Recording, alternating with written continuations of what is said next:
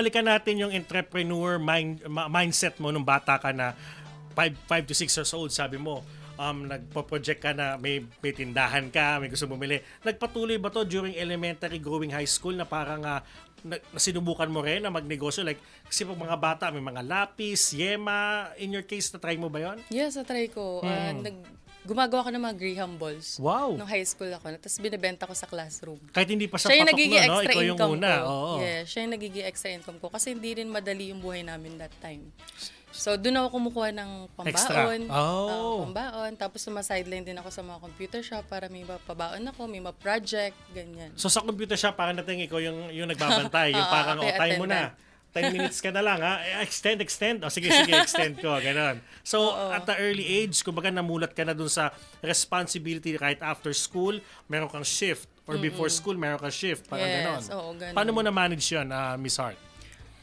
Ayun, hindi ko siya, kumbaga, yung eagerness ko na maitawid yung sarili ko from yung mga baon, yan. Sabi ko, kailangan kong magsumikap, kailangan kong magtrabaho, kailangan kong matulungan yung magulang ko sa paraang kaya ko.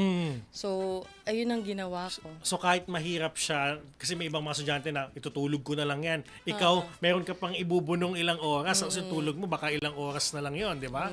That kind of sacrifice para hindi ka makabigat somehow sa pamilya mo. Parang ang dating kasi nito, masyado mo silang mahal para ipakarga mo. Although, di ba, yung mga magulang gano'n naman, di ba? Anak, anong kailangan mo? Pero ikaw, na-foresee mo na baka kulangin kami, ako na lang yung gagawa ng paraan para makatulong. Manatiling nakatutok sa Abante, sundan kami sa aming mga social media accounts at huwag kalimutang mag-subscribe sa aming YouTube channel, DWAR Abante Radio, para sa mga eksklusibong balita.